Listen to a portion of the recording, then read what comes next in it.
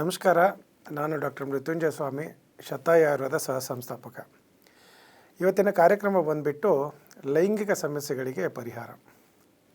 ತಾವು ನೋಡಿರ್ಬೋದು, ಇತ್ತೀಚಿನ ದಿನಗಳಲ್ಲಿ ಈ ಲೈಂಗಿಕ ಸಮಸ್ಯೆಯಿಂದ ಬಳಲ್ತಾ ಇರೋಂಥ ಜನರ ಸಂಖ್ಯೆ ತುಂಬಾ ಜಾಸ್ತಿ ಆಗ್ತಾಯಿದೆ. ಅದರಲ್ಲೂ ಏನಾಗಿದೆ ಅಂದರೆ, ಎಷ್ಟೊಂದು ಜನರಿಗೆ ಏನೆಲ್ಲ ತಪ್ಪು ಕಲ್ಪನೆಗಳಿದೆ, ಹಾಗೆ ಯಾರನ್ನೋ ಎಲ್ಲೋ ಅನ್ಪ್ರೊಫೆಷ್ನಲ್ ಆಗಿರೋರಿಗೆ, ಅಂದರೆ ಪ್ರೊಫೆಷ್ನಲ್ ಅಪ್ರೋಚ್ ತೊಗೊಳ್ದೇನೆ ಯಾರನ್ನೋ ಮೀಟ್ ಮಾಡಿ ಏನೇನೋ ತಿಳ್ಕೊಂಬಿಟ್ಟು ಅದು ಎಷ್ಟೊಂದು ಸರಿಯಾಗಿರೋದಿಲ್ಲ, ತುಂಬ ಜನ ಮಿಸ್ಗೈಡ್ ಮಾಡ್ತಾ ಇರ್ತಾರೆ.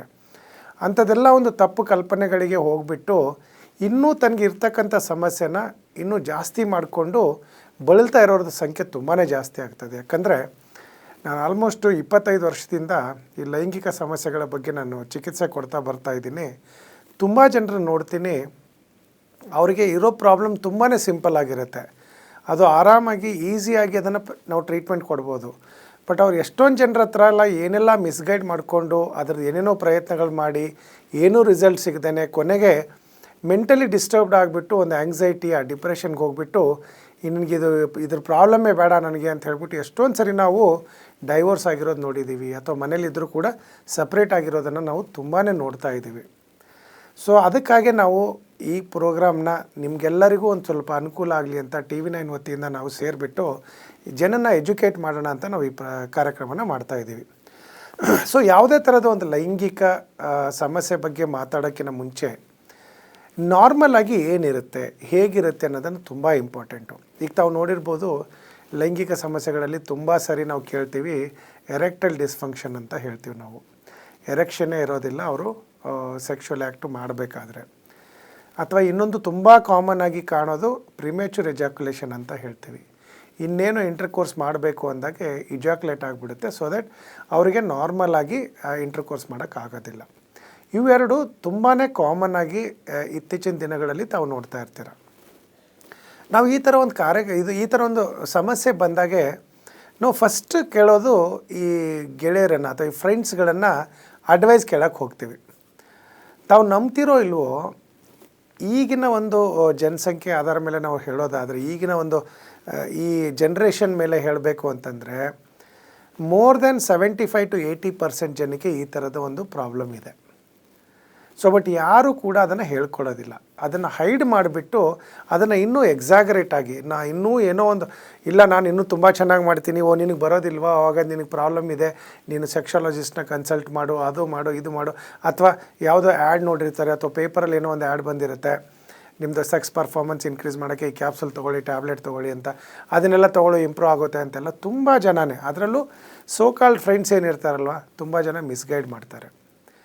ಸೊ ಹಾಗಾಗಿ ತಾವು ಆ ತಪ್ಪು ಒಂದು ಇದರಿಂದ ಆಚೆ ಬಂದುಬಿಟ್ಟು ಒಂದು ಅರ್ಥ ಮಾಡ್ಕೊಳ್ಬೇಕು, ಗಂಡಸರಲ್ಲಿ ಏನಾದರೂ ಲೈಂಗಿಕ ಸಮಸ್ಯೆ ಬಂತು ಅಂತಂದರೆ ತಾವು ಒಂದು ತುಂಬ ಜನಕ್ಕೆ ಅದೊಂದು ಇದು ಗೊತ್ತಿಲ್ಲ, ಯಾವ ಏಜ್ವರೆಗೆ ಅವರು ಇಂಟರ್ಕೋರ್ಸ್ನ ಮಾಡ್ಬೋದು ಅಂತ.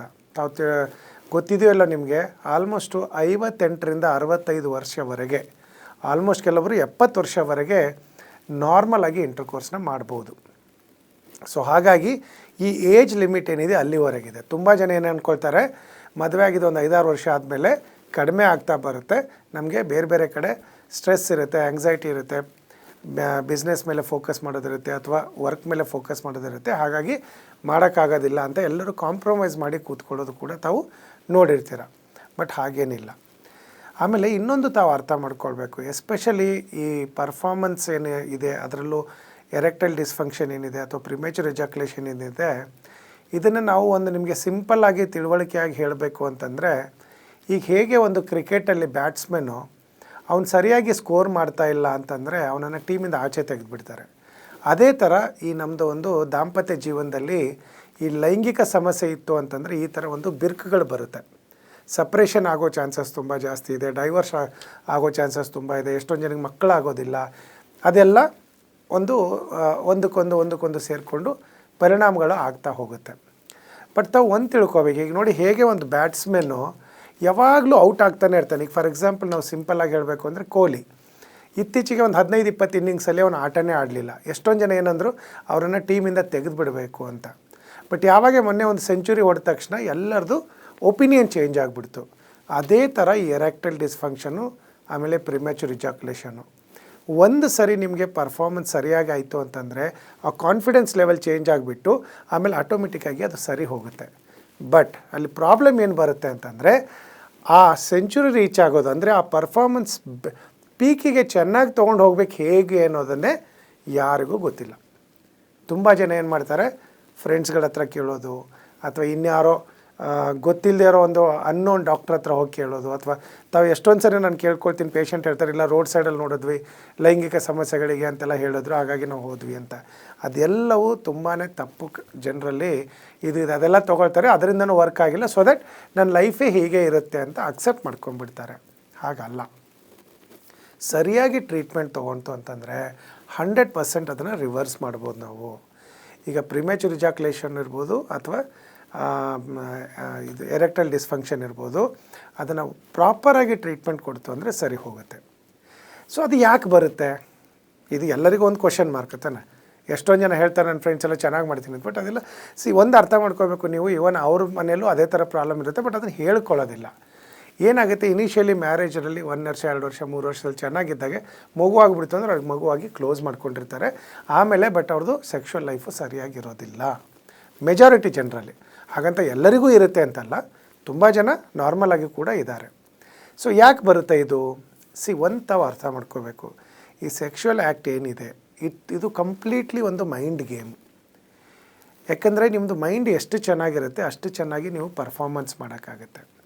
ಸೊ ಏನಾಗುತ್ತೆ, ಯಾವುದೋ ಟೈಮಲ್ಲಿ ಯಾವಾಗೋ ಒಂದು ಸಾರಿ ಏನೋ ಜಗಳ ಆಡಿರ್ತೀರ, ಅಥವಾ ಏನೋ ಬೈಕೊಂಡಿರ್ತೀರ, ಅಥವಾ ಏನೋ ಮನಸ್ಸು ಸರಿಯಾಗಿರೋದಿಲ್ಲ, ಅಥವಾ ಮೂಡಲ್ಲಿರೋದಿಲ್ಲ ಅಂದರೂ ಕೂಡ ಏನೋ ಒಬ್ಬರ ಕಾಂಪ್ರಮೈಸ್ ಆಗಿ ಇನ್ನೊಬ್ಬರು ಮಾಡೋಕ್ಕೆ ಹೋದಾಗೆ ಬೈ ಚಾನ್ಸ್ ಅದು ರಿಪೀಟೆಡ್ಲಿ ಒಂದು 2-3 ಸರಿ 4-5 ಸರಿ ಸರಿಯಾಗಿ ಆಗಲಿಲ್ಲ ಅಂದ ತಕ್ಷಣ ಅದು ಕ್ಲಿನಿಕಲಿ ಇಂಪಾರ್ಟೆನ್ಸಿಗೆ ಬರುತ್ತೆ, ಕ್ಲಿನಿಕಲ್ ಎರೆಕ್ಟೈಲ್ ಡಿಸ್ಫಂಕ್ಷನ್ ಬಂದುಬಿಡುತ್ತೆ. ಅಲ್ಲಿವರೆಗೆ ಸರಿಯಾಗೇ ನಡೀತಾ ಇರುತ್ತೆ. ಯಾವಾಗ ಪರ್ಫಾರ್ಮೆನ್ಸು ಸರಿಯಾಗಿ ಆಗ್ತಾ ಇಲ್ಲವೋ, ರಿಪೀಟೆಡ್ಲಿ 5-6 ಸರಿ 10 ಟೈಮ್ಸು ಆಗ್ತಾ ಇಲ್ಲ ಅಂದ ತಕ್ಷಣ ಮೈಂಡಲ್ಲಿ ಅದೊಂದು ಕೂತ್ಕೊಂಡ್ಬಿಡುತ್ತೆ, ಎಸ್ ನನ್ನ ಕೈಯಲ್ಲಿ ಪರ್ಫಾರ್ಮೆನ್ಸ್ ಮಾಡೋಕ್ಕಾಗೋದಿಲ್ಲ, ಐ ಹ್ಯಾವ್ ಬಿಕಮ್ ಇಂಪಾರ್ಟೆಂಟ್ ಅಂತ ಶುರು ಆಗಿಬಿಡುತ್ತೆ. ಆವಾಗ ಏನಾಗುತ್ತೆ, ಇನ್ನೊಂದು ಪಾರ್ಟ್ನರು ಅದ್ರ ಬಗ್ಗೆ ಕಮೆಂಟ್ ಮಾಡೋಕ್ಕೆ ಶುರು ಮಾಡ್ತಾರೆ, ಓ ನಿಮಗೆ ಪರ್ಫಾರ್ಮೆನ್ಸ್ ಕಡಿಮೆ ಆಗಿದೆ, ನೀನು ಯಾವುದೋ ಹುಡುಗಿ ಮೇಲೆ ಇದು ಇದೆ, ಇಂಥದ್ದೆಲ್ಲ ತುಂಬಾ ಡೈಲಾಗ್ಸ್ಗಳು. ಇದನ್ನೆಲ್ಲ ಈ ಪರ್ಫಾರ್ಮೆನ್ಸ್ ಆ್ಯಂಗ್ಸೈಟಿ ಏನಿದೆ ಇನ್ನೂ ಇನ್ಕ್ರೀಸ್ ಆಗ್ತಾ ಹೋಗುತ್ತೆ. ಈಗ ಹೆಂಗೆ ಸಿಂಪಲ್ಲಾಗಿ ಹೇಳಿದೆ, ಕ್ರಿಕೆಟು ಸ್ಕೋರ್ ಮಾಡೋಕ್ಕೆ ಸ್ಟೇಡಿಯಮಲ್ಲಿ ಕೂತ್ಕೊಂಡವರೆಲ್ಲ ಕಿರ್ಚ್ಕೊಂಡಾಗೆ 4 ಹೊಡಿ 6 ಹೊಡಿ ಅಥವಾ ರನ್ ಮಾಡು ಅಂದಾಗೆ ಅವ್ನು ಮಾಡೋಕ್ಕಾಗದೇ ಇರುವಾಗೆ ಯಾವುದೋ ಆ್ಯಂಗ್ಸೈಟಿನಲ್ಲಿ ಬ್ಯಾಟ್ ಬೀಸ್ಬಿಡ್ತಾನೆ, ಔಟ್ ಆಗಿಬಿಡ್ತಾನೆ. ಅದೇ ಥರ ಈ ಸೆಕ್ಷುವಲ್ ಲೈಫಲ್ಲೂ ಕೂಡ ಸಿಂಪಲ್ ಆಗಿದೆ, ಬಟ್ ಇದೇ ಒಂದು ದೊಡ್ಡ ಕಾಂಪ್ಲಿಕೇಟೆಡ್ ಆಗಿ ಈ ಒಂದು ಪ್ರಾಬ್ಲಮ್ನ ಕ್ರಿಯೇಟ್ ಮಾಡುತ್ತೆ. ಹಾಗಾದರೆ ಈ ಸಿಂಪಲ್ ಆಗಿರ್ತಕ್ಕಂಥ ಇದಕ್ಕೆ ಯಾವ ಥರ ಟ್ರೀಟ್ಮೆಂಟ್ ಕೊಡ್ಬೋದು? ಅದರಲ್ಲಿ ತುಂಬ ವೆರೈಟಿ ಟ್ರೀಟ್ಮೆಂಟ್ ಇದೆ. ಯಾಕಂದರೆ ಫಸ್ಟು ನಾವು ಕನ್ಸಲ್ಟೇಷನ್ ಮಾಡಬೇಕು. ನಿಮಗೆ ಯಾಕೆ ಎರೆಕ್ಟೈಲ್ ಡಿಸ್ಫಂಕ್ಷನ್ ಇದೆ, ಯಾಕೆ ಪ್ರಿಮ್ಯಾಚುರ್ ಇಜಾಕ್ಯುಲೇಷನ್ ಆಗ್ತಾಯಿದೆ, ನಿಮ್ಮದು ಏಜ್ ಎಷ್ಟಿದೆ, ಯಾವಾಗಿಂದ ಆಗ್ತಾಯಿದೆ, ಓಕೆ, ಅಲ್ಲಿ ಏನಾದರೂ ಸೈಕಾಲಜಿಕಲ್ ಪ್ರಾಬ್ಲಮ್ ಇದೆಯಾ, ಫಸ್ಟು ಕನ್ಸಲ್ಟೇಷನ್ ಮಾಡಿದ ಮೇಲೆ ಅಸೆಸ್ ಮಾಡಬೇಕು ಏನು ಪ್ರಾಬ್ಲಮಿಂದ ಇದು ಆಗ್ತಾಯಿದೆ ಅಂತ. ಅದು ಆದಮೇಲೆ ಬರೋದು ನೆಕ್ಸ್ಟ್ ನಾವು ಟ್ರೀಟ್ಮೆಂಟ್ ಪ್ಲ್ಯಾನ್ ಮಾಡ್ಕೋಬೇಕು. ಅದರಲ್ಲೂ ಕೂಡ ತುಂಬ ಇಂಪಾರ್ಟೆಂಟ್ ಇರೋದು ಕೌನ್ಸಿಲಿಂಗು. ಯಾಕಂದರೆ 99.9% ಈ ಕೇಸಸ್ಸು ಸಿಂಪಲ್ ಕೌನ್ಸಿಲಿಂಗ್ ಮಾಡಿದರೆ ಕಡಿಮೆ ಆಗೋಗ್ಬಿಡುತ್ತೆ. ತುಂಬ ಜನಕ್ಕೆ ಅದು ಗೊತ್ತಿಲ್ಲ. ಯಾಕಂದರೆ ಇತ್ತೀಚೆಗೆ ಏನಾಗಿದೆ ಅಂದರೆ, ಈ ನಮಗೆ ಮುಂಚೆ ಎಲ್ಲ ಈ ಪಾನ್ ಎಲ್ಲ ನೋಡಬೇಕು ಅಂತಂದರೆ ತುಂಬಾ ಕಷ್ಟಪಡಬೇಕಾಗಿತ್ತು. ಈಗ ಮೊಬೈಲಲ್ಲಿ ಈಸಿ ಅಕ್ಸೆಸಿಬಿಲಿಟಿ ಇರೋದ್ರಿಂದ ತುಂಬ ಜನರ ತಲೆಯಲ್ಲಿ ಏನಿದೆ, ಯಾಕಂದರೆ ಅದು ತುಂಬ ಆರ್ಟಿಫಿಷಿಯಲ್. ಅದು ಈಗ ಮೂವಿ ಇದ್ದಂಗೆ, ಅದನ್ನು ತುಂಬ ಎಡಿಟ್ ಮಾಡಿ ಎಲ್ಲ ಮಾಡಿ 1 ಅವರ್ ಎಲ್ಲ ತೋರಿಸ್ತಾರೆ. ಏನು ಅಂದ್ಕೊಂಡಿದ್ದಾರೆ, ಇಷ್ಟು ಮಾಡಿದರೆ ಮಾತ್ರ ಸರಿ ಇರುತ್ತೆ ಅಂತ. But that is completely untrue. ಅದು ತುಂಬ ಈಗ ಹೇಗೆ ನಾವು ಮೂವಿಗಳನ್ನು ಆ್ಯಕ್ಷನ್ಸ್ ಪ್ಯಾಕ್ಡ್ ಮೂವಿ ಮಾಡಿರ್ತಾರೆ, ಅದೇ ಥರ ಆ ಪಾನ್ ವೀಡಿಯೋಸ್ ಕೂಡ ಮಾಡಿರ್ತಾರೆ. ಅದು ರಿಯಾಲಿಟಿಗೆ ತುಂಬಾ ದೂರ ಇರೋದು. ಸೊ ಅದಕ್ಕೂ ಇದಕ್ಕೂ ಕಂಪೇರ್ ಮಾಡ್ಕೊಂಡು ಜೀವನ ಮಾಡೋಕ್ಕಾಗೋದಿಲ್ಲ. ಸೊ ಸಿಂಪಲ್ ಆಗಿರ್ತಕ್ಕಂಥ, ಯಾಕಂದ್ರೆ ಆವಾಗೇ ಹೇಳಿದೆ, sexual act is all about mind game.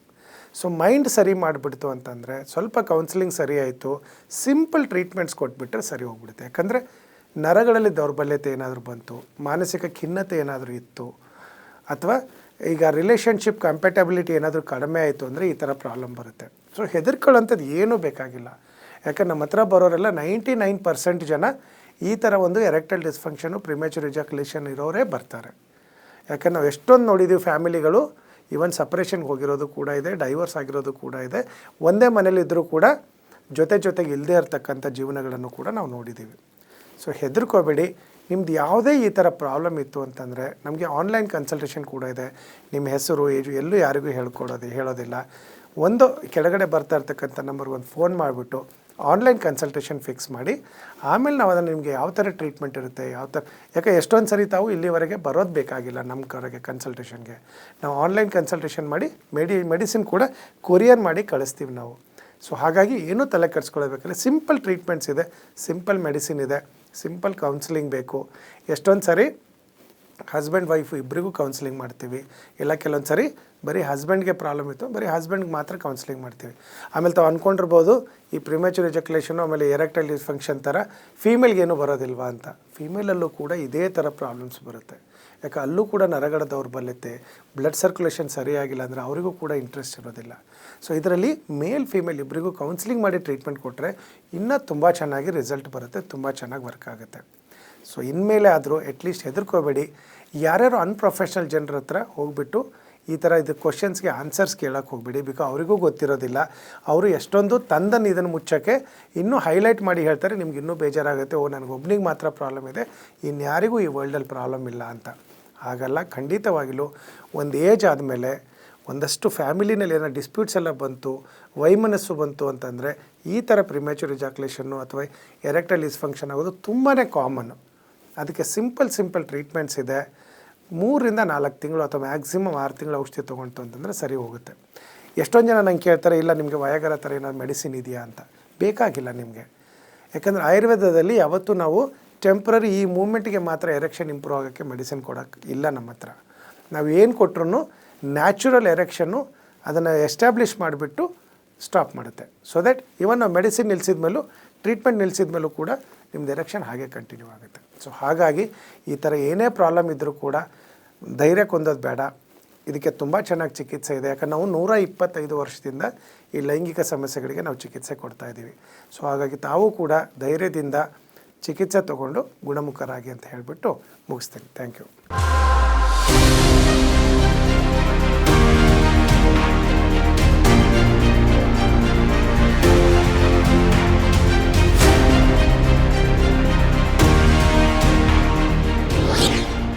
ಶತಾಯು Ayurveda centre ಸುಮಾರು 120 ವರ್ಷಗಳ ಇತಿಹಾಸ ಹೊಂದಿರುವಂತಹ ಈ ಆಯುರ್ವೇದ ಸೆಂಟರ್ ಆಯುರ್ವೇದ ಕ್ಷೇತ್ರದಲ್ಲಿ ಮಹತ್ತರವಾದ ಸಾಧನೆ ಮಾಡಿದೆ.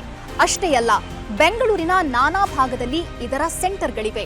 ಇದರ ಜೊತೆಗೆ 35ಕ್ಕೂ ಹೆಚ್ಚು ವೈದ್ಯರು ಸೇರಿದಂತೆ 100ಕ್ಕೂ ಹೆಚ್ಚು ಥೆರಪಿಸ್ಟ್ಗಳು ರೋಗಿಗಳ ಸೇವೆಯಲ್ಲಿ ನಿರತರಾಗಿದ್ದಾರೆ. ಇನ್ನೂ ವಿಶೇಷ ಅಂತಂದ್ರೆ ಸುಮಾರು 10 ಲಕ್ಷಕ್ಕೂ ಅಧಿಕ ರೋಗಿಗಳಿಗೆ ಈ ಶತಾಯು ಸೆಂಟರ್ ಚಿಕಿತ್ಸೆ ನೀಡಿದೆ. ಅಷ್ಟೇ ಅಲ್ಲ, ಅವರ ರೋಗವನ್ನ ಗುಣಪಡಿಸಿ ಅವರ ಮೊಗದಲ್ಲಿ ನಗು ಬರುವಂತಹ ಮಹತ್ ಕಾರ್ಯವನ್ನ ಮಾಡಿದೆ.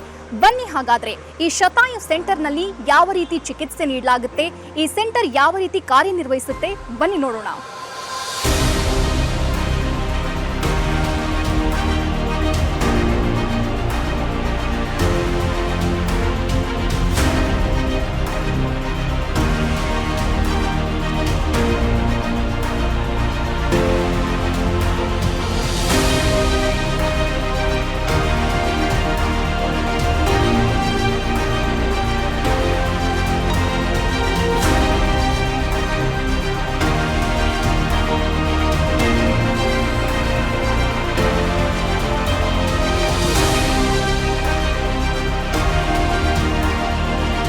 ನೋಡಿದ್ರಲ್ಲ, ಶತಾಯು ಆಯುರ್ವೇದ ಕ್ಲಿನಿಕ್ ಯಾವ ರೀತಿ ಕಾರ್ಯನಿರ್ವಹಿಸುತ್ತೆ, ಉತ್ತಮವಾದ ಚಿಕಿತ್ಸೆ ನೀಡುತ್ತೆ ಅನ್ನೋದನ್ನ. ತಾವೇನಾದರೂ ಒಬಿಸಿಟಿ, ಡಯಾಬಿಟಿಸ್, PCOD ಅಥವಾ ಗರ್ಭಧಾರಣೆಯ ಸಮಸ್ಯೆ, ಕೀಲು ನೋವು, ಗಂಟು ನೋವು ಇಂತಹ ಯಾವುದಾದ್ರೂ ಸಮಸ್ಯೆಯಲ್ಲಿ ಬಳಲ್ತಾ ಇದ್ರೆ ಬೆಂಗಳೂರಿನ ನಾನಾ ಭಾಗದಲ್ಲಿ ಶತಾಯು ಆಯುರ್ವೇದ ಕ್ಲಿನಿಕ್ನ ಸೆಂಟರ್ಗಳಿವೆ.